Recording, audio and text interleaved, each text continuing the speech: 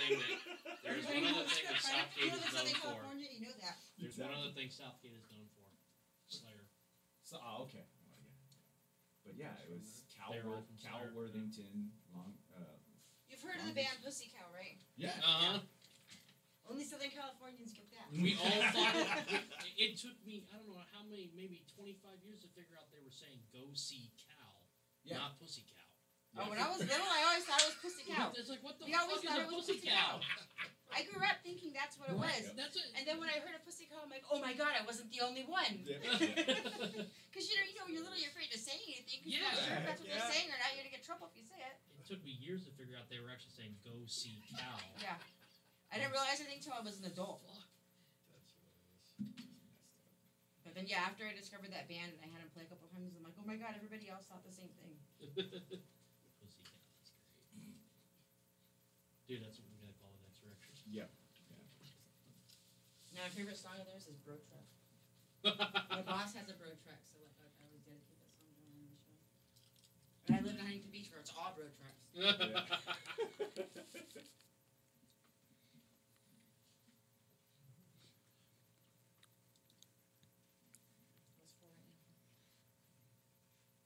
Ready? Did you start the stream on the YouTube? Yes, I did. All right.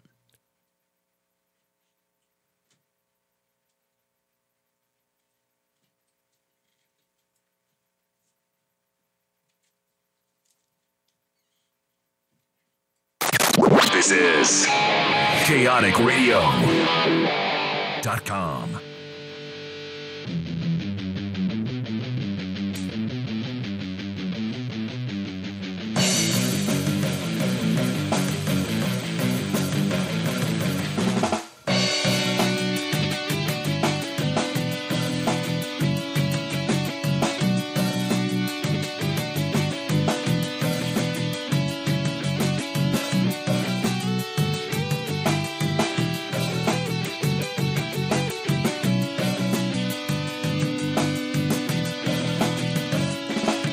Hello, and welcome to a beautiful disaster this wonderful Tuesday afternoon with Dutchie, the legendary punk DJ, myself, Kat Monroe, and we have in studio the Hymen Blasters, and we have David from, in studio we have Late to Relate. I'm already screwing up, my God.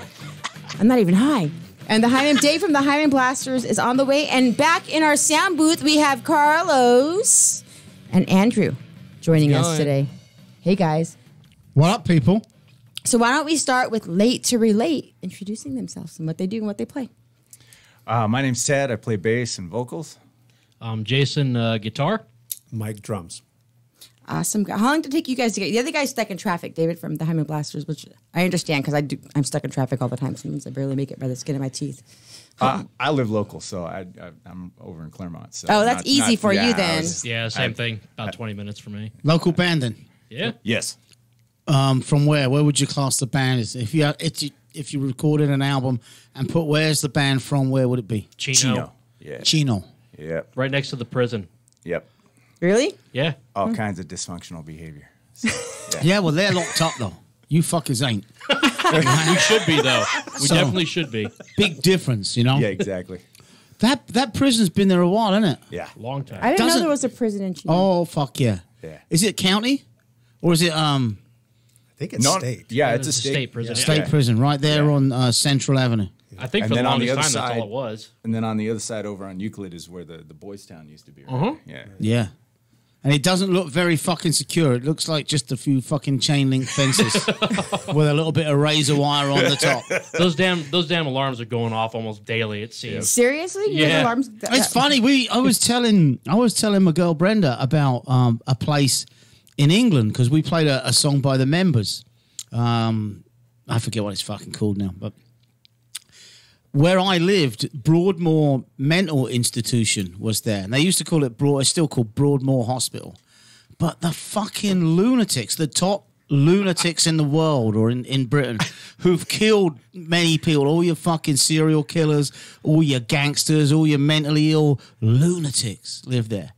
But every Monday morning at 10 o'clock, the siren would go off, and it was a test, right? Right, so, and you could hear it for fucking miles away. Apparently, I live 17 miles away, and I could hear it. Oh, right? man. That's a loud alarm. Damn. Yeah, so 10 o'clock Monday morning, boom. Any other fucking time, lock yourselves away, fuckers, and turn the news on. And just turn the news on and see who the fuck is out. Damn. Yeah. That's scary. Yeah, still there. Still there. So that's like our patent then, right? In San Broadmoor Bernardino. Hospital. Take a look and read about it. And Broadmoor. fucking hospital. It's not a hospital, though. It's a prison, you said, right? No, it's a hospital. It says so. They're treating these mentally deranged patients. Fucking hell, are Good they out? Lord. Treatment. Is that what they call it now? Treatment. Shock treatment. So, Chino, you was you born around for this area? Well, I was born in Lakewood, but yeah, raised in Chino. So I'm from Southgate originally, which is a LA suburb. Very No one out of state though, no? Virginia. Virginia. Born and raised? Until I was 7. Oh, okay. Yeah. That's not. I was going to ask you how the music scene and everything was there, but you were here. Yeah. There. All I know is that, well, this is about 10 years ago, that on the East Coast, they actually pay bands to play. So on the West Not in Coast, California. Yeah. Yeah. you might get some gas money. Yeah, What is this yeah. pay you speak of? I know. Yeah. It's, That's- hey, we got pizza the other night. That was Awesome. right. That was Yeah. good. I know a lot of bands actually go on tours to other states so they can make money. Yeah. But it's too saturated in California, in Southern California, especially where Yeah. we live. It's too many bands, too many venues. Yeah. Not enough. Too many people at too many places to make one place Yeah. packed and know that you can actually pay the band. Yeah. Yeah. Because, people will go and watch a lineup if they don't even go and watch the lineup if they know that venue is going to put good music on. Right? But we got so many venues putting good music on. Yeah. It's so saturated. There's so and many good it's- bands, Yeah. You don't even know if you're going to walk into the Doll Hut and think there's 4 good fucking bands and there's only 10 people in there because you didn't realize when you booked it 4 months earlier that fucking Narcoleptic Youth and someone else and the UK subs were going to play that night of the fucking, and you just Yeah. don't know. And it's like, We did. I think it was last Friday. We actually did okay, but there was 7 different small shows going on with all this good small bands playing, which is just as bad as if like a big one at the Observatory. It's just the same, and I think the Observatory. So it was a bunch of holes, but we did okay because but that group that all could be at one place gets split up into like 7 different places. you joked about it, but are you happy to get a pizza and a few beers? I am. I play because I love it. If I was in it for the money, I would have quit a long time ago. There's no money in punk rock. It's Yeah, really I spent sad. years doing Well, wedding bands and cover bands and Same here. Cover bands make money though, and Not even in anymore, we Southern don't. California. Not anymore. We don't. Really? I have No. friends in cover bands and they make money. Wedding bands must make fucking Yeah. money. Yeah, that the money was good, but you'd But it's walk weddings. you'd walk up to the stage and start setting up, and you'd turn on some ambient music just while you're setting up, and there's nothing like the wedding promoter coming by and going, "Hey, you guys sound great," and we're just looking at her going, We just, "Really?" I tell you that. Wow, really? And we just mime the rest of the night. Yeah. Yeah, you just kind of looking at her going, "Are you fucking with me right now?" But if you're in a wedding band, you must be guaranteed to get laid. No, well, not me. He's laughing really hard. I have been playing music since I was 5 and have been playing Wow. professionally since I was about 16. I have yet to have been hit on by anyone at a gig while I've been playing or right after I've been playing. It's never happened. Well, and the Ever. thing about the wedding gigs is no one's paying attention to you, Yeah, and you yeah. really can't play. And everybody's Right. hammered. Yeah. Well, the What, singer that I- at the wedding gigs, you mean? Yeah, they're Yeah. not paying attention to you, and you're not really playing your instrument. You're just playing a song. Your Yeah. background music. yeah, Yeah. exactly. Yeah. Yeah, come on. The singer that I played for, yeah, that guy. Like, you he saw the was just movie- Mr. Personality. The and Amazing so, Leslie? Yeah, that's what I called him. I called him the Great Leslie because every time he smiled, his teeth sparkled. That's Yeah, wedding. he You was saw the the movie Wedding Singer where he freaks out. Oh, yeah, 'cause, that's one of the reasons I kind of brought it up, yeah. think that None might of be my real- questions are fucking That might serious. be you the know? reality of it right there, actually. I can't remember the last time I asked a question and actually meant it. I always take you I shouldn't serious, tell you though, that Dutchie. like 5 minutes into the show. I should. We'll pretend. We'll pretend. I Yeah, think- I at think least you're- part 2. I've been doing this with you for how long, and I still take you seriously? Donkey jackets? Yeah, you should know. You know, know, you should I know know, better than but that. then- Like, every week I could get you every fucking week. And then when I don't take you seriously, you are. I know, yeah. So It messes me up. keep them guessing. Broadmoor Hospital. It's real. He likes it that way. He doesn't want you to know. I know. Keep me on my toes. I want to hear your music straight away. All right, because I want to know what I'm talking to. All right. Right, because I don't like certain music, and once I don't want to get to know you and actually like you as people if I don't like your music. He's very You know what? honest, This too. guy is just like me See, that way. That's all right. He's very Like honest. if we play a song and it's shit, it's going to be That's a bad right. Yeah, interview. put your- okay, put which your song damn should I play, headphones guys? down What on song the do you want me to desk. play? Right at the top, all the I have, same. yeah, that's what I have lined up. All right. Kaotic.com, beautiful disaster. We have Late to Relate in studio. This is all this shame.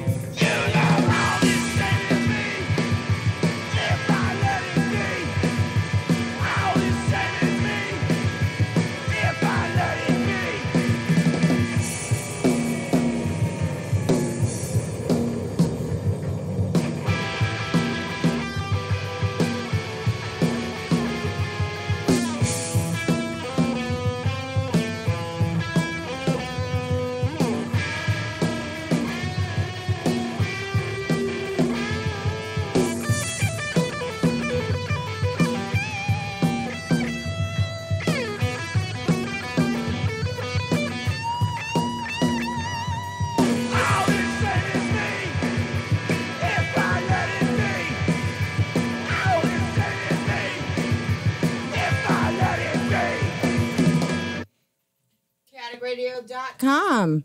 What happened there? Beautiful disaster. I don't know. You tell me. You're I in didn't do charge of the nothing. music. I'm fucking still just. going. I'm in charge of the wine. Does the song end right there? Oh, okay, that's Pretty why. much. Oh, you're one of those bands where you have dead air at the end of your songs and you fuck me up. Okay, I see how it is. Just Burger King's doing shit our own way. Now I know. Well, I have my Thursday show. Good thing I listen to it now because on my Thursday show I get music for for my show. And I listen to the first part. Okay, it's a good song. I'll play it. And then sometimes at the end like that, and I'm like, "What did I do wrong?" And it's like, or in the beginning, it'll start, and there'll be like 10 seconds of dead air before it starts. Yeah. That's the bands who, let's just say, they're not paying premium for their recording. Well, Yeah, it's definitely a do-it-yourself stuff, world though. for us. Good It's a do-it-yourself world, but press the fucking button. Now put yourselves in our shoes. She's so Yeah. fucking right. We watched that timer. Used to be we looked at the record and we could see when it's finishing. But it says I got 32 seconds left and I'm fucking up there and grabbing another beer and scratching my fucking nuts. And all of a sudden there's silence and we come sprinting back. What the fuck? Yeah. Where did you record that? Mike's Garage. I know. I was going to say, which garage did you do it That's in? right. Mike, the Big Oak. So there's a joke there. All right. So Mike used to have Now I wanna know this the joke. drum set that had these big, gigantic oak toms, and I used to just you'd stand across 3 rooms, and every time he'd hit this thing, it was like someone was punching you in the chest, and so that was his Like real original old school drums. Yeah. Yeah, and so since then he's been. And you got he's rid been of 'em? Big Oak Plu. yeah, So- I have. No, I don't have those. Just maples now. So it's Big Oak Studios. Everything is Big Oak. And his Even- garage. Yeah, even if he doesn't call it that, that's my name for it. So How many albums you got out and about? that's we just started. This band just started just after Christmas. Yeah. So We're short timers. as far as this particular project. Yeah, so this 3-song EP is our first bit of output. So Where you going with it? Where you going with getting the band together, right? I'm looking around. I'm going to say you ain't teenagers, right? Nope. So why are you doing it? Why are you playing music? Why are you playing in this band? And where's it going? This is, I can't speak for the other two guys, but this is my anger management course. This is what I do to... You must be married then. Yeah, I am. And a kid. And I'm a barista at a certain chain coffee house, too. So this is what I do to keep from bashing people in the head with a fucking blender pitcher every day. Oh, I'm sorry I asked the question. Give him a guitar, get that anger out. exactly. Although the three of us have been making music together in some form or another for the better part of 20 years now. Yeah. And I've worked with Mike for a long time. I've worked with Ted for a long time. And we've all been involved musically with each other. This is just the first time that it's been, okay, let's do this punk thing that Ted writes most of the songs for. What other bands? And was it always punk? No, God, we've done... Wedding bands, right, you said? At some point, we were in various cover bands. We did some traditional country and western for a while, which I grew up on. We've done classic rock, a lot of original, power pop original stuff with Cheap Trick kind of thing. We've done a lot of shit together over the last 20, 25 years. What made you decide all of it? So punk hasn't been till now? No, I started out in punk when I was in my teens. I started out with a band called Justice League. It was like a hardcore straight edge band. I've heard of Justice League for some reason. I've heard of that band. He likes to downplay it. The guys that some of the other guys that were in the band, they went on to Chain of Strength. I know the band. Yeah, okay, now I know who it is. Yeah, so good stuff. Yeah, it was, and for various reasons, ended up leaving that band and on to music school, on to different stuff, and so I've just been. Well, for me, it's just been pining to get back to it. And finally, I just said, you know what? Fuck this. Got to start getting some balls. We hear that so often, huh, don't you? Yeah. We do. We really hear a lot. Especially from guys who were in bands that made it. Or almost. Wow, I do. I know. It depends what you call almost. Would you say the Vandals made it? Not. Yeah. You know what's awesome about the Vandals? Yeah. The Vandals were on the bill on the very first punk show I ever saw. Really? Yeah. 14 years old. It was the Vandals, what year JFA, and Social Distortion at the Galaxy Skate Rink. Wow. In 83. I just saw JFA the night. And the only reason I say that is Steve Gonzalez was on the show. They're coming back to him and Joe Escalante are coming back in a couple weeks. Yeah. Original bass player, right? Yep. Of the Vandals. Mm-hmm. And he said he was out of the scene for 20 odd years. Yeah. Then went, fuck it, I need to be back in it. Now he is back in it. He's playing with the whining pussies, right? Yeah. They're having a blast. And he's having such a fucking blast. Yeah. And he said, I'm having more fun now than I ever had back then, Now, admittedly, the Vandals was what year are we talking about? 80 or later than that? Yeah, 80, mid-80s. 81, 82, and then on. So being out of it for 20 years, I didn't pick up a guitar for 23 fucking years. I came to the States and I brought my guitar with me, and all it did was sit in a corner. I didn't fucking touch it. Wow. Just one day was refereeing soccer, and a drummer of a band was a co-referee with me. We started talking about it, and he said they needed a bass player, and blah, blah, blah. And we did exactly the same playlist just about as my cover band was doing in 79, So I went, yeah, really? It's the same playlist that you guys were doing back then? 50% of it. I didn't know that. 50% of it. The English songs that they did, the Clash, the Damned, the Pistols, that's the stuff that we were doing. Oh, except that, but our stuff like Black Flag, you didn't know any about that. All the American stuff I didn't know. I didn't do. Okay. So, but it was like 23 fucking years. And then when I got back on a stage for the first time, what a fucking... Yeah. I don't need getting paid for that. It's a privilege you let me up there. Exactly. Yeah, I mean, I don't need pizza. I don't need drinks. I don't need anything. Just give me a stage. But if there is pizza and drinks, don't tell the rest of the band. Yeah. That's the thing. Get to the bar before the rest of the band. Keep all the tickets in your pocket. No, they don't even give you tickets. They just tell you. I say, do the bands have a tab tonight? She go, yeah, it's $60 or it's $80. I go, okay. And then I just use it all night. And then at the end of the night, I'll say how much, and she said, "You still got 20 left." So I go, "Hey boys, there's still 20 left on our tab." Wow, Dutchie, that's what you do? Yeah, I do awesome. it. I am not fucking bullshitting you. And every time I tell him you're still too fucking stupid to go and ask the bartender if there's a tab for the band, because you know I'm there first and I ain't telling you. I don't see anything wrong with that. They If should they're- know better by now. They should know better. Yeah, that's what you right. do, and that yeah, exactly. They should Yeah, do. and then nowadays the difference is if we get paid in pizza, just hit the freaking Rolaids before you you load up. No, you were shaking your head. Well, I forgot what your name was. I'm sorry. Mike. Mike. Okay, Mike, you were shaking your head when I said, was it the first band? Punk band. Music. For you, is it? For me, it's the first punk. These guys are the music aficionados. They're not going to tell you this, but they're like professionally trained. And ask them any music trivia question. Seriously. Are we talking? I've stumped them maybe 3 times. When you say music trivia question, you're talking about maybe asking a question about Queen or a band or what is that? Is that what you mean? I mean, anything about punk, he's going to know. And Jay pretty much knows anything about any genre except for polka, maybe. Wow. Maybe. Huh? I had no life as a kid, literally. I mean, But you said you were doing music since you were 5. yeah. What kind of music did you do at 5? Well, I started taking my first drum lesson at 5. I was the youngest of 5 kids. I had 2 older brothers and 2 older And they sisters. played music? And all of them were very into music. I mean, they Like all the had, Partridge Family. Yeah, well, they didn't. My siblings I'm didn't just play, saying, but come on. no, my siblings didn't play, but they were That's a all cool very song, into the music that they listened to, and I just soaked it all up. And my parents too. Both my parents were very into the traditional country music. So Were I they soaked it. musicians? My dad was. Oh, okay. My dad played a little bit when he was younger, and he still played a little bit around the house. But I don't know. I just sucked it up and ran with it.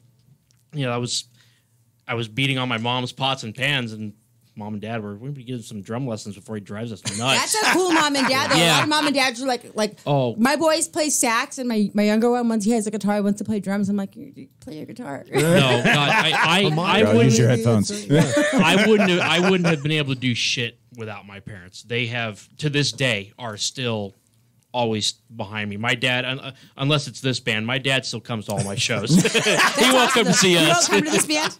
What's that? You won't come to this band? No, Dad. My dad's 78 years old. It was different yeah. when he was a kid, and but anything else I do on the side, he's always there. So And is this your first time you played punk rock? no, I've done some stuff in that realm before. I got turned on to punk rock when I was in high school. So the band that I was playing in at the time, we were actually a metal band. But we did some punk covers. We would do some Misfits There's and a Ramones crossover stuff. there, yeah. Yeah. My bass player in that band, this guy named Matt Hutter, was a great bass player. He was into, like the Misfits and the Sex Pistols and stuff. So he kind of turned me on to some of that. And we would cover some of that stuff in amongst the Black Sabbath and Danzig and that kind of thing. So it's not the first time for me. Awesome. Yeah. And Mike, Yes. so were you in other bands before? Yes. Probably the only one that, I don't know, got any kind of, I was in a band called, this is years ago, 90s. Iodine Envelope? Yeah. But I was thinking of, there's a band called Mars Hill, and they got some K-Cal play, and I've mostly heard of rock. Mars Hill, yeah. Mostly rock. I mean, to me, and that's what's cool about this band. I've been in bands where I just keep the beat, and that's fine, but I want to be in bands where I can play. I'm too old to just keep the beat anymore. I feel like I want to play. and Boring as express fuck, myself. isn't it? Is that how you feel with this band? Like you're playing, Oh, actually yeah. playing, having fun? Yeah, and then what's cool is, I feel like I'm privileged to play with these guys because they know music and I don't. And they have a genuine, they want to hear me play. Just like I want to hear his guitar solos, him play bass. And that's, I don't know what bands, but I always think of Dave Matthews. I always feel like those guys want to hear each other play. It's not just like this one guy who's writing the songs and then you guys support me. We know a lot of bands like that, right? But they generally want to hear the other band members play. And Yeah. that's what kind of I'm into now, so. Yeah, both these guys have mad skills. I've been watching them and playing alongside them for years. And so it was just, once I pulled my head out of my ass and said, you know what, I got to start writing my own music again. I got to start playing so that I don't care about, whether or not it was at the right volume or whether or not it appeased the right crowd. I couldn't look any farther than these guys because it was just... What I'm realizing, Dutchie, we've talked about this before too. He was talking about he doesn't care if he plays to the right crowd or what chords are playing. Yeah, that's right. That's what you guys like, right? With the punk rock. That's what punk is, Yes. right? Yeah. So my question is, What? How and why the fuck would you go into your first punk rock band at your age? Well, You know, it's. Why not? It's punk, right? Why not? No, but why not is an easy one. Fucking why not? But why? Why not is an answer? Is a question. Right? Why? the A question and give the real answer. fucking answer to that, I think, is you've been in a lot of bands. You've been playing forever. How old are you? I'm the big 5-0. All right, and you're 50, and it's for your first punk band. Yeah. Well, but see, that's not what I was thinking. I mean, I've known these guys for a long time, and Ted just pulls. I mean, he's probably got another 20. He just pulls all these tunes out one day and just says, "Hey, let's play drums to these." And I wasn't actually thinking at the time about punk. I didn't know about his extensive punk background. So for me, it was just cool music. And he basically said, "Here's the template, and play your ass off," and that worked. And you realize you like punk? Yeah, I mean, And that's when I threw the lasso around I mean, him if and I- said, "Let's go, You bitches!" got it. You got it. if I'm not sweating Yeah. at the end of the Exactly. song, then I'm not playing. And I'm drenched with sweat after we play with it. I love it. If you're not sweating and you're in a punk band as a drummer, you should be in a wedding band. Yeah, you're absolutely. If you ain't sweating, you ain't working, baby. No, you know right. what? You're a drummer. I mean, yeah, Right. fuck. And that That's right. goes back to, at the end of the day, it doesn't matter what music you like. Do you enjoy being on the stage and playing what you're playing, right? Absolutely. There's too many drummers. There's too many bands where they don't allow you to play. Right. You know? They Too just much want you to control, support yeah. their songs, which is fine. There's a place for that. And I'm sure, like a lot of the Kenny Aronoff, and these guys, they've made a great living being the supporting drummer. But and I'm nowhere near their skill level. It's just that I want to play. I was that's, just going to. that's what I was talking to Carlos, who's back there. I was talking to him before the show, and he was talking about he's in two different. You guys met Carlos, Yeah. and Carlos is Saturday, helping us with yeah. sound today too, with Andrew. He was talking about he's in two different bands. One he runs, and the other one he just plays. Right? Isn't that what you were saying, Carlos? Yeah. Trash Bag Villains, you just play, right? Yeah, Trash Bag Villains. I play bass. I just joined them. And then But you don't have any say so. You just go and you play. You show up and you play. I've got Pretty those much. bands. Yeah, and then the other band is I work. like it. Yeah, the other one's work. World Class Act's a lot of work. That's everything I do. I write the music. I do everything, and I mean the guys are great. I mean I can't say nothing bad about that. One of them's my boy too, the bass player. Do you get paid for it? You know what? Slowly, it's starting to happen. And then my sound gigs that I'm doing, because I'm doing a lot of sound now, I'm starting to get paid for that now too. So it's working out really good. You put them through. We got a phone call. You got it from back there, right, my man? Yeah, he's got it. Ooh, that's aliens. Yeah. Yeah. That's Oh, all right. Come Well, to get us? we had Dave Levine just join us from Hymen Blasters. Hello, Dave. Hey, how are you? You were stuck in that hell we call the freeway. Yeah. I do it twice a week. I know. I gotta tell you, I was amazed. Every guest, usually like 98% of the guests come in late because of the freeway. It's once it hits this area, forget it. It's like you're in a black hole. My big question is where is everyone going? Right? They don't have Right? a fucking clue, man. Because I'm looking around and I don't. Yeah. Besides the water slide, where are they going? And why are they slowing down on the road? Yeah. It's a road. Drive. If everybody just went, it'd be good. Yeah, I was gonna say, does anybody but me feel that if the person at the front of all that shit would just go faster, we wouldn't be having this fucking problem? I got the answer for all of you. I mean, and it's a real answer. Just don't laugh at me. Okay. American drivers, you could give them 10 lanes and there'll be 10 of you doing the same fucking speed. Really? They don't get the concept of going out and around, overtaking and getting the fuck back over to the side. They don't get it. They seriously don't. In England, if you overtake a car and you don't get back in, the guy behind you's fucking right up your ass, flashing like, get the fuck over, get in your, you're in. It's the way we drive. 3 lanes is sufficient for 2 million cars, right? But you just keep building lanes because you go, oh, the traffic's terrible. Let's build another fucking lane. Let's do 6 lanes this time. But it doesn't matter if you're all going 50. Doesn't fucking matter. Simple Yeah. as that. Figure it out. And then throw rain on top of that, forget it. Oh, fuck that. Yeah, instant comatose. Little bit of Instant water comatose. falls out of the David, sky if and it was everybody raining, turns you into wouldn't a have gotten douche. here today. No, No. probably not. Probably not. Okay, we're going to try the phone call again. Hello. You're live on Kaotic hello, Radio. How you doing? I'd like to ask Dave Levine a question. Yeah, I'm here. How are you? Good. This is Raymond from Ventura. Hi, hey Ray, how are you? Good. I just want to ask you a question. What it feels like to have a record label with one of the best record labels ever, Mystic Records. I was hoping that one wouldn't come up. Well, you don't like the label? I'm, You can be honest. I'm perfectly happy. I mean, they have treated us extremely well. I mean, every promise that they made to us, they've kept. That's good, yeah. But there's some turmoil going on in my neck of the woods. I'm sure I've tried to stay off social media because it hurts my heart to see all my friends fighting and stuff like that. And our main goal, punk rock has not made too many people rich. We just want to get our music out there for people to listen to. And I agree. Yeah, I mean, for so many years, we were ostracized because of the name. Nobody would touch us just because of the name. And they finally stepped up and took us, and then chaos ensued. So, how long have you been with the label? 2 years. 2 years, and now we've got one out that should be hitting stores in about 45 days, I think it'll take. We'll have some copies at the punk rock swap meet. Awesome. On the 14th. Yeah. Well, we're looking forward to seeing you at the punk rock swap meet, and I really love you guys, and I love your band. So I'll let you get going. And thanks, Ray. Hey, man, thank you for calling. Oh, sure, man. You barely All right, step we'll in the talk to you room guys when later. somebody calls. Okay, have a good day. All right, man, thank you. Yeah, you barely step Okay. in the room, Dave, and somebody calls. That's awesome. You texted him just before he came. He's like, I'm walking in, give me a call. Give me about 2 minutes. I'll be on the couch. This is the question I want you to ask. The first thing I did this morning was spread the flyer all over Facebook, and then quickly got off.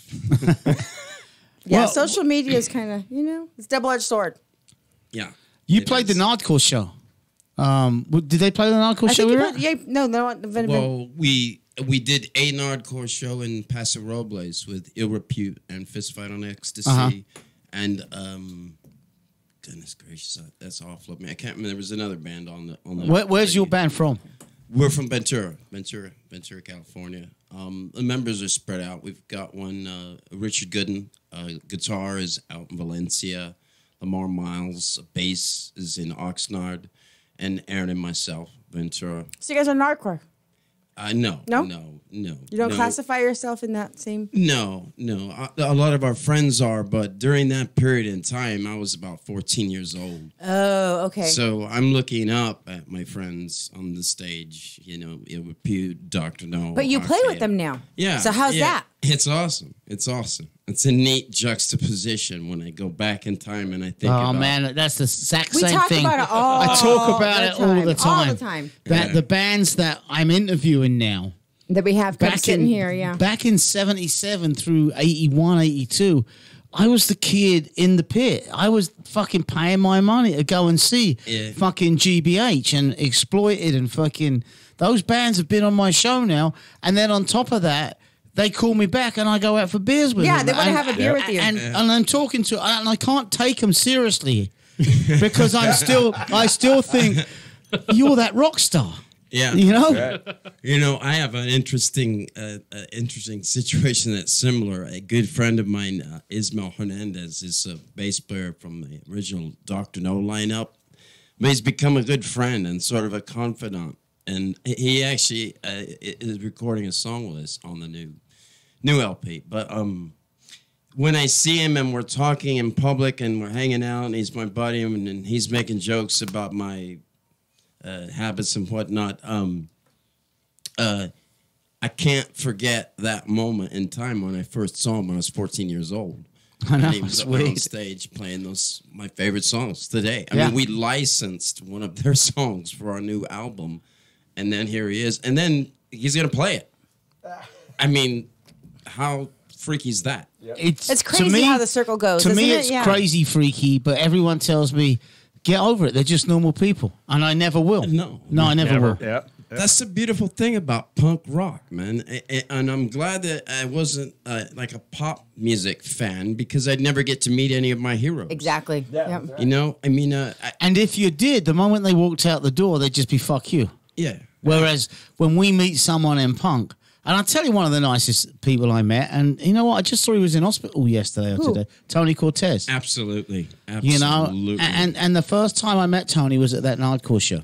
Yeah. And the guy's like, "Is there anything I can get for you?" Hey, and then 10 he's a minutes, nice guy, yeah. 10 minutes later, he comes up with the 30-year anniversary Nardcore album and a video. And is there anything I can get for you? Dude, thank you so much. You know. Yeah. And I'd heard a lot about Tony. I'd never met him. And what a fucking nice person. Yeah, he is without a doubt, you know, one of the nicest people that I've ever met. There's a list of two. I don't know how cool it is to name names, but Dutchie does it all the time. So name all the names you want. okay. I'll tell you the two nicest people I think in punk rock is Bob Odie from the Grimm and Tony Cortez from Ill Repute. Followed very closely by Ismael Hernandez. Those are probably my three favorite. Tony people. called into the show, didn't he? Tony called into the show.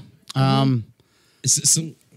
And then the what was his nickname they called him? The mayor of Nardcore? The chairman of the board. Yeah, the chairman. Yeah. The chairman. They gave him a fucking award and that on the steps of the fucking That's funny. Oxnard. And, the chairman of the board. Yeah, fucking. Yeah. And then, but that night we spent because we got lucky enough to be invited to introduce the bands at that last that was Nardcore show. amazing. Until Dutchie pissed him off.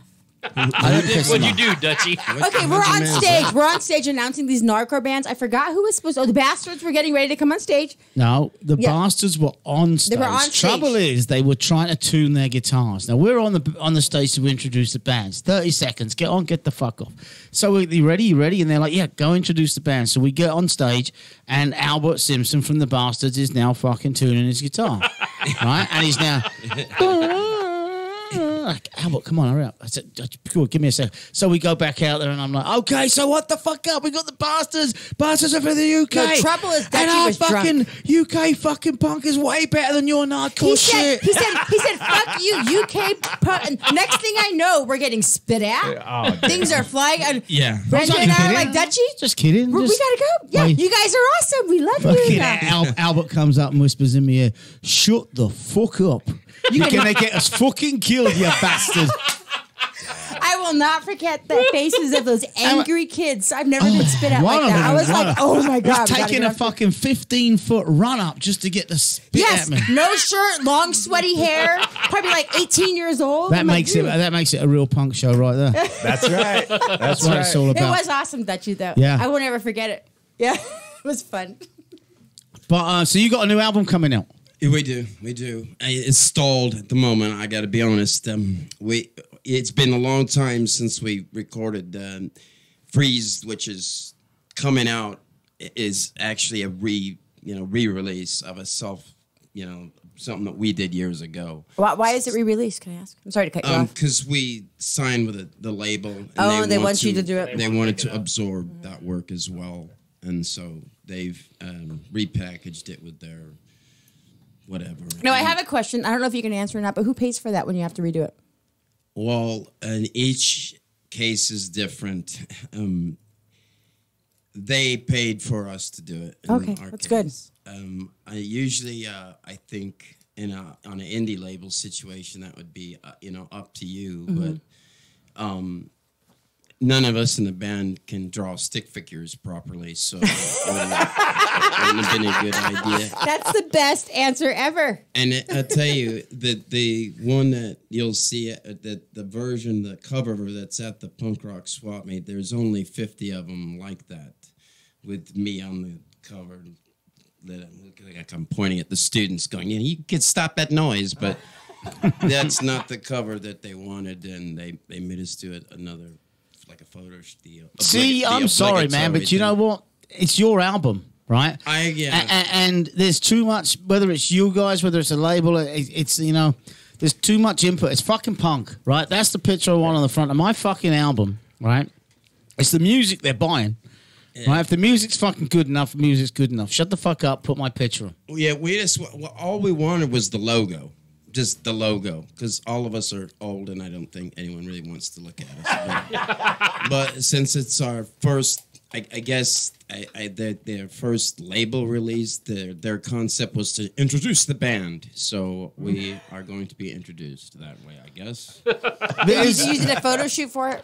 What's that? You did a photo shoot for it? Yeah. Is this the and I haven't done one of those in like 20 years. Yeah. 8 photo shoots. Yeah.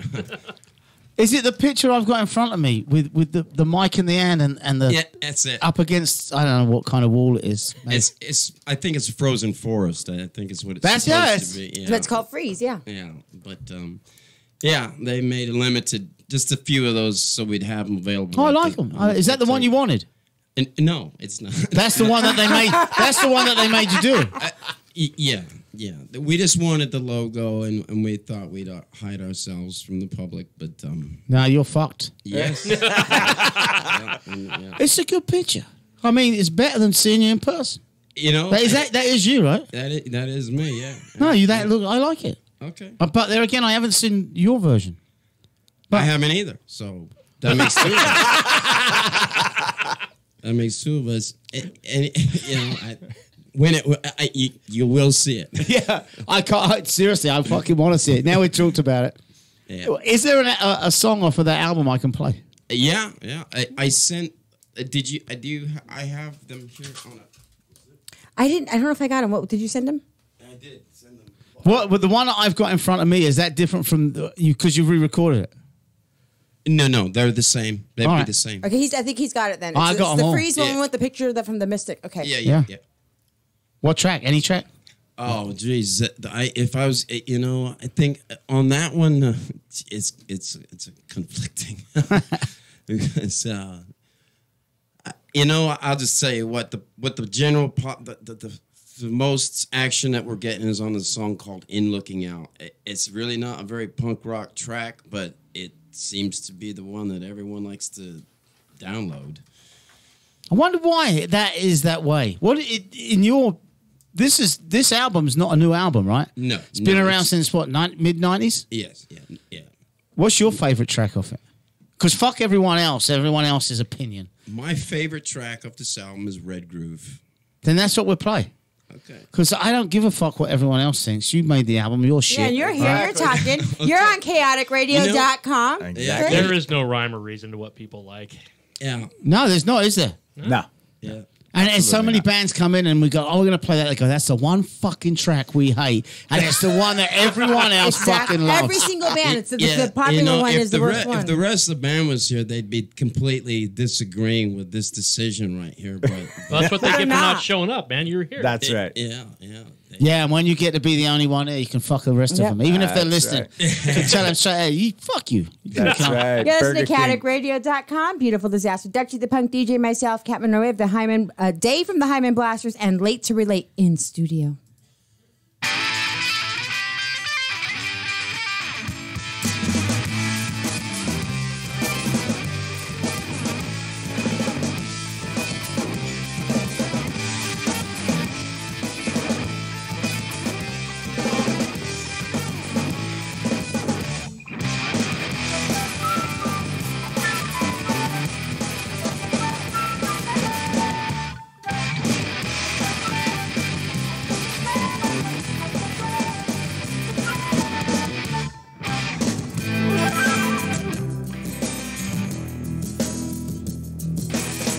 Don't lie anymore.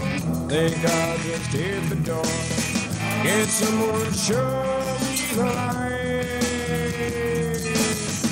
Inside I can do nothing but fight. Can someone show me the light? Now that I'm out and looking in, I see your children grin. Yes, they laugh at your sin. Humanity's all I say. Humanity's all I say. Hey, I bet you hate you, show me how. The way I see it, the way I see it, that's just the way I see it. That's just the way it is just now. It's the way I see it, the way I see it. That's just the way I see it. I can't put it everywhere. It's the way I see it, the way I see it. That's just the way I see it. Leaving no places bare. It's the way I see it, the way I see it. That's just the way I see it. Black and white with triple on a wall. I just can't take it anymore. I just can't take it.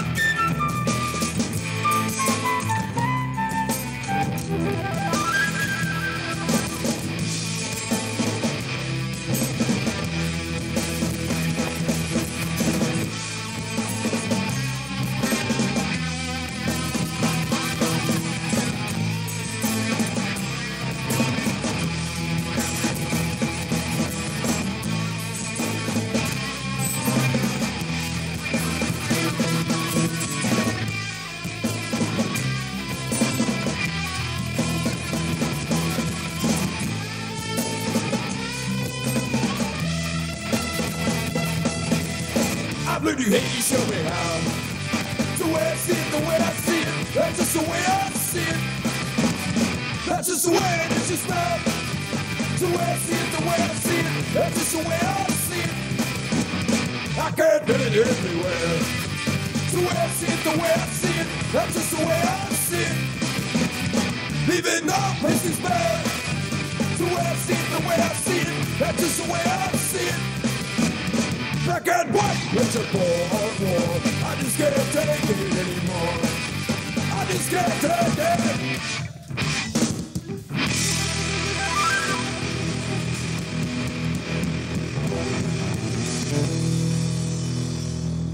There's bad radio, good radio, and chaotic radio. In that order.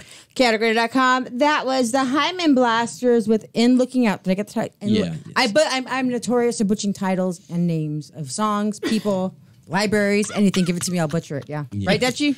Oh, yeah. Yep. Fucked up. Yep. Even when I'm sober. I know. That's why you need. That's why Exactly, that is the problem. I didn't have any weed yet today. I don't dare fucking drive sober. Dutchie, that's terrible. Jimmy, I told you this before. Take me to the DMV. Get the guy to give me a fucking driving test. After about 4 or 5 glasses of wine, I'll pass. Guaranteed. Right? There should be different levels of license. Don't always blame the drunk driver when some woman walks out in front of a drunk driver just because he's drunk. Now, I'm not saying there's a certain level, but if I can go to the DMV and get in the drunk driving license lane, right? So I can test me now, and I pass his test. Is it me? Or is it someone else who it's me's fault? More accidents are caused by sober drivers than drunk drivers. That's a fact. Where'd you get that fact from? That's a Dutchie fact. You know, I did hear there was a study done in that people that were stoned were better drivers. That wouldn't surprise me. More I can't drive stoned. I will not drive. I don't know the authenticity of that. I've talked to people that say that they're stoned and they can drive, but I can't. I did it once when I was very young, and I sat at the red light going, okay, red, red, red, red. Okay, green, green, green, green. Every time the light turned, I had to talk myself into no. Yeah. Oh, fuck And that. so I can't. I will never, ever. I will not drive stoned. That's my ever. point. If you go to the DMV and take a I'm stoned test, you'd have failed. You're I not would have allowed to failed drive stoned. But if someone miserably. else is stoned and goes, oh, it's green, I'm going. Yeah, I'm As you way- should, instead of way- being on their phone. Right? Yeah. No. Yeah, Anyway. I'm way too neurotic for that shit. Yeah, I can't drive high. Why are we No. talking about this? It's funny. Because you're listening to chaoticradio.com. Dutchie the Punk DJ, myself, Kat Monroe. We have Andrew and Carlos back there helping us in sound. We have Dave Levine from, is it Levine or Levine? It's Levine. Levine Yeah. from Hymen Blasters. And we have Late to Relate local band in studio. There was flute or piccolo in that song. It's a flute, yeah. It's Cat Martic Sweeney plays flute. Yeah, I know it.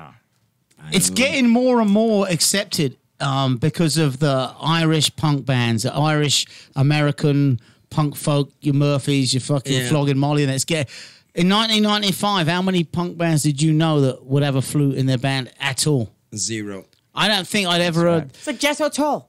I said, didn't I say punk bands? Jethro fucking. Did you say Jethro Tull? Yeah. You know, I've seen Jethro Tull, and everyone was seated. And Did you stand up and get kicked out? They were sleeping. Possibly because the LAPD was at the end of each row, but everyone was seated, and I couldn't understand it until after I saw the concert. It was, I don't know, they were probably handing out cough drops to make sure that everybody shut the hell up. What year was that? That was 1980. Fucking hell! So it wasn't like they were getting super old. It was just they were just super boring.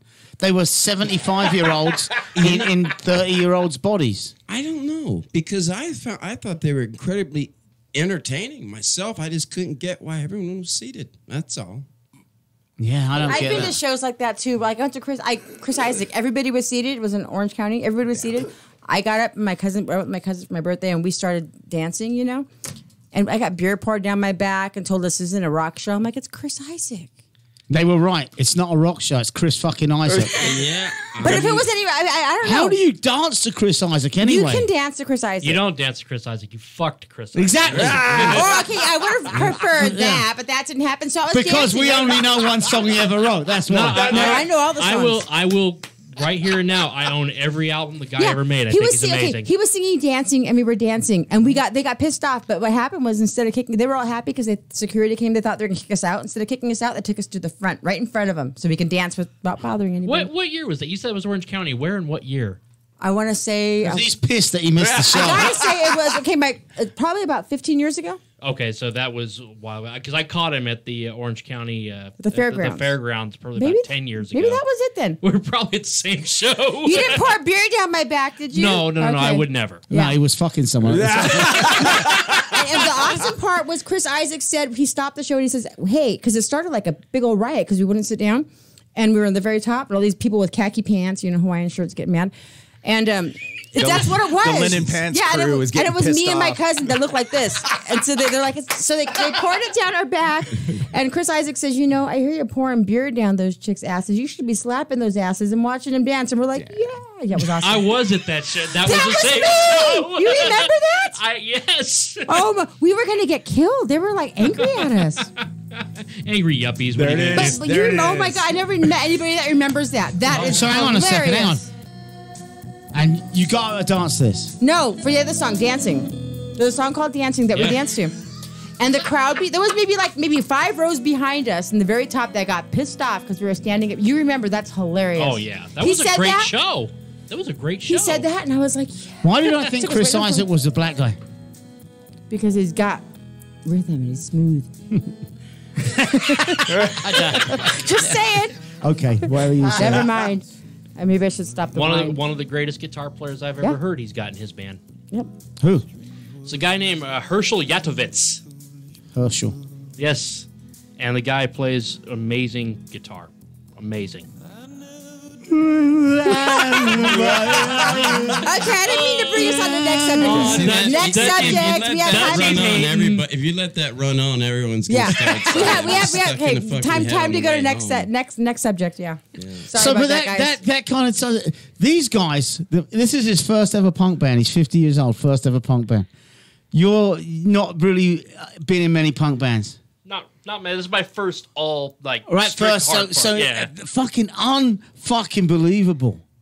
Unbelievable. Why not though? Why not? No, why, Cat? Why? Not why not? Why not's the easy way out? I've loved punk rock since I was in high school. This is just the first opportunity that's come up. Favorite punk band of all time? Oh shit! All right, took too long. The Misfits. All right, no, I said punk. Yeah. Fuck the Misfits. Tough crowd. Thank you, Fucking- Cleveland. oh my All right. Yeah. Unbelievable! You Well, fucking snob, Dutchie. There's nobody listening now that doesn't believe you when you say it's your first punk band. You fucking convinced you them all. fucking snob. The Misfits kick ass. The first punk show I ever saw was the Ramones. Was it? Yes, I saw them in '93 at the Hollywood Palladium. That was their last show. Was it that very last show? Yeah. It was by far and away to this day, and I've seen well over 200 concerts. Was the I was there. loudest fucking show I've ever seen. The Ramones? Look up the Ramones' very last show. They were so loud, it was literally hard to breathe in the room. The air was compressed from how fucking loud they were. Andrew, hey, do me a favor. Look up the Ramones' last ever show, the date. It was either 93 or 94, and I'm going to bet it was at the Palladium. I was at that show. That was a great show. And I've seen them probably 12, 15 times in my life. I was very lucky. It's again, I joke about the Misfits. I personally don't really like them. There's some classic fucking music in there. People really like them. It's not one of my favorite, but a lot of people like them. But a lot of people love them. What do you think of them? Because I see emotion on your face. You know, they're not on my they're not in my favorites box. They're not on any of my playlists, but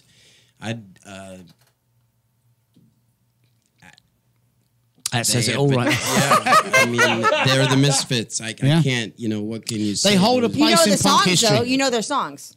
Oh, of course, absolutely. They're you know, they're iconic, I guess is the word I'm looking for. Iconic. They are, and they deserve their place in punk history for what they've done. It was an amazing thing that they did coming back. All the things that you don't agree with our genre and our music is what they did, you know, playing a big arena, playing, bumping the ticket prices up, and just, it's like, you're kidding me. But you know what? It sold out in fucking seconds. I didn't make it to that show, actually, so. Yeah. Well, we got to go on break. Yeah, we got to go on break. And we'll be back in a few minutes. Yeah, we will, yeah. Have you got a song to play? I can play Late to Relate in the Hills. All right. Kaoticradio.com. Beautiful Disaster.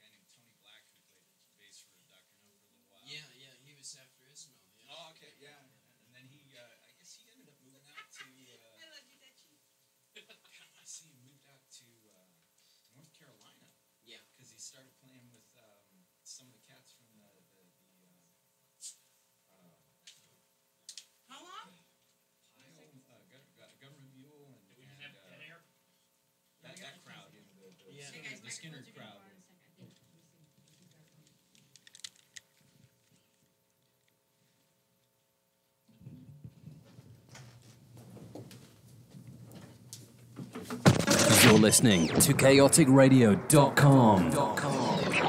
You are listening to chaoticradio.com. It's been very chaotic. We have Dutchie, the legendary punk DJ, myself, Cat Monroe, Carlos, and Andrew back there in sound. Thanks, guys. We have Dave from the Hymen Blasters and Late to Relate in studio. Yep.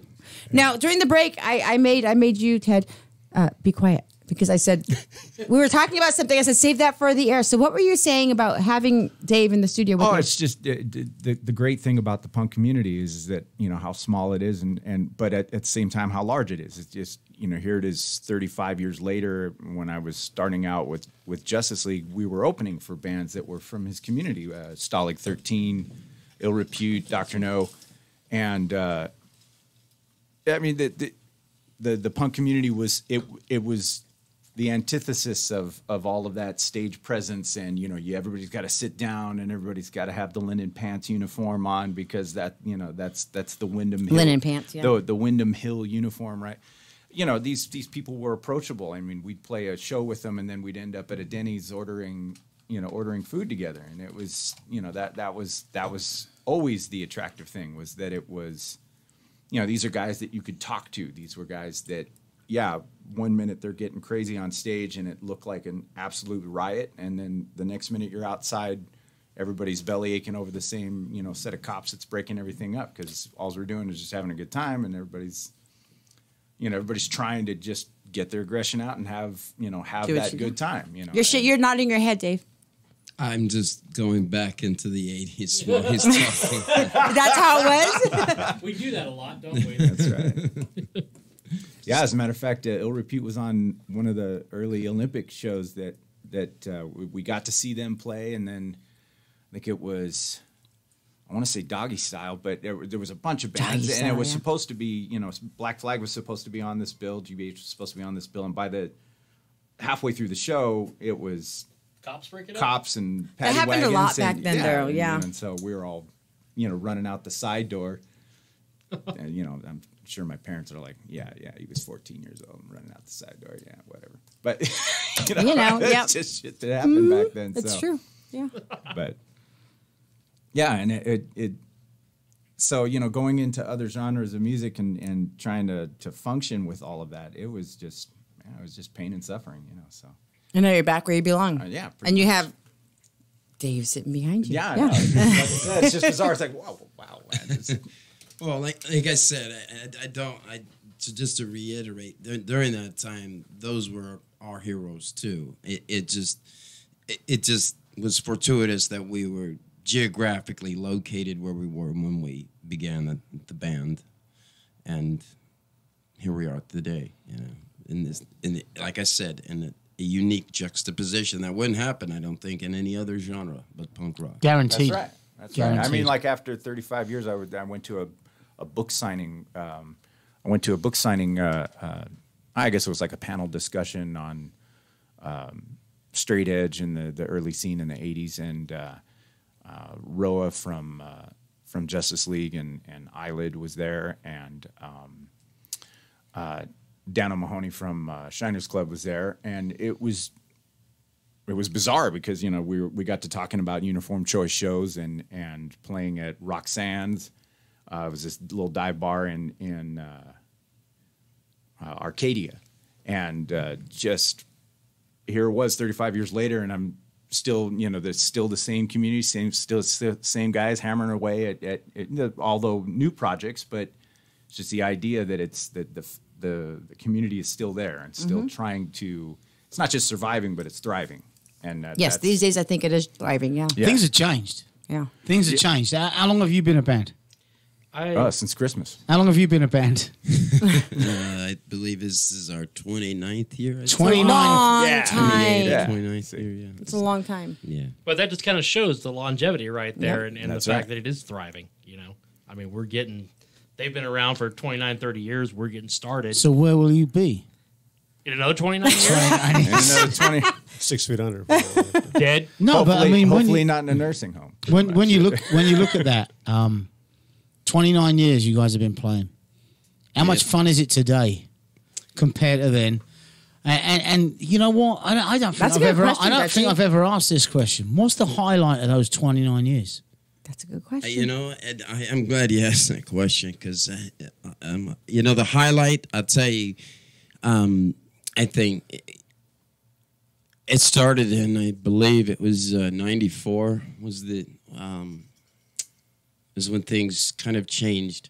It was a Circle Jerk show at the Ventura Theater, and I believe a couple of Epitaph bands that have since, of course, eclipsed us in popularity opened for us then, and then we were direct support under the Circle Jerks. And I think at my age, in that time, in that decade, the Circle Jerks being heroes to me at that time, and then being right there on the stage, right before them, Keith is on the side looking out, and we're performing, and the place is packed, and it's just jumping.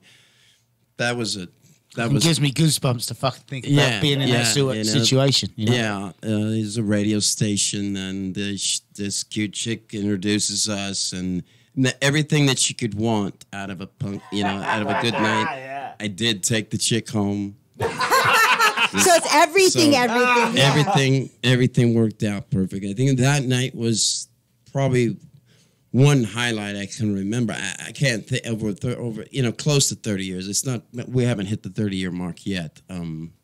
But I can't really pinpoint any highlight because there's so many different things. But that one sticks in my mind because the band, those songs, because many. You took the chick home. That's why it sticks in my mind. I had to say it. Sorry. No, taking many chicks home. But in your hometown. Yeah, with the Circle Jerks. Yeah, in Ventura Theater with the Circle. Just all your friends are there. You know, there's nobody that couldn't make it because it's 4 hours away or anything like that. I can't think of any drug that I've taken or any buddy that I've taken home that could. Good answer. Good answer. I like that answer. Anyway, that could compare to the high, to the euphoria of a show like that. And then your second part of your question, is it fun today? Today, right now, no. I'm not having fun. No. Because of the legal bullshit or because of record labels and nothing to do with the band and the music? Yeah. Band's great, music's great. We've got so many great bands. Even, the bands that are, I'm in the worst position I could ever possibly be in because we, with a name like the Hymen Blasters, people aren't dying to jump behind that one yet. 29 years later. Yeah. So, but at the same time, we want our stuff in stores. We want our stuff in other countries. We can't be everywhere, selling records at our shows. Of course we'll do that, but we can't be everywhere. Yeah. And you asked earlier, this gentleman, where do you hope to be in 30 years? I know where I'll be in 30 years, in the dirt. Right. But I'm hoping, and I don't really give a shit about the fucking money. Like I said in the beginning, punk rock to me was never about money. I have a job I hate, and that helps me write songs. Most punk rock singers have a job. That's your motivation right there, right? Yep. Yeah. Jesus, see that? See what the drugs do? I forgot where he's going. I want to leave something behind. Is my point? Some sort of catalog or legacy behind, and the only way to do that is through a label because they are going to perpetuate your music beyond your death, and that is it. I have no kids. I have no wife. I have my band and my music, and most of the newer songs that there are stories of my life in those lyrics. Yeah, and that is the ultimate answer to your question, Dutchie. Is where do you want to be? What's next? What's the point of starting this at 50? To know that I didn't die in vain and that I left something behind. And yeah, it's going to be between the 10 people that it'll be between these 3 or 4 people that I know in reality, and then the 10 or 15 people that are my best friends in my head. But and that's whatever about few it. people show up to the gigs. Yeah, exactly. But everything else is just it's just leaving that mark of I was here. I don't know. We leave a mark. We die. We leave a mark. Right, somewhere. That's right. Kids or family or whatever it be. It could be music. It could be us doing this. I don't know. I have a question really quick though. One of our listeners told me to ask. Ted, can you ask the guy that was in Justice League about his drummer Chris Bratton? And if he is still playing, he used to go to school with Chris Bratton, I guess, and wants to know. Oh, well, we aren't in direct contact, but he's they've done some reunion shows.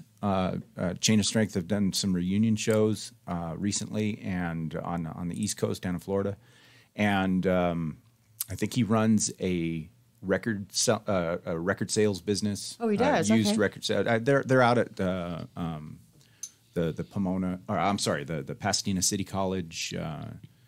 They do a lot of stuff out there at Pasadena City College Music. And another old friend that he introduced Justice League to the scene. He the guy that ran Fart Blossom Records, Bob Durkee. He was also an employee at Toxic Shock Records. I mean, it was guys like him that taught us, punk rock and check out these bands, check out these sounds. It was always guys like him and Bill Sassenberger who would give us something new to chew on, something new to listen to. And so I think Chris and Bob Durkee, I think they're partners and run some record sales. And then that's what I've seen of his activity, but I'm not in direct contact with Chris. But awesome. Yeah, that was for Rob from That's Southpaw that asked that question. a very serious fucking answer.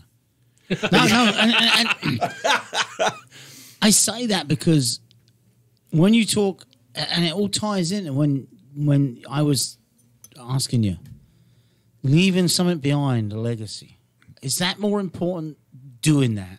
Or is it more important being here and just saying, fuck everyone, I'm going to do what I want to do now because I'm going to live my life. And if I die tomorrow, I'm not leaving fuck all behind.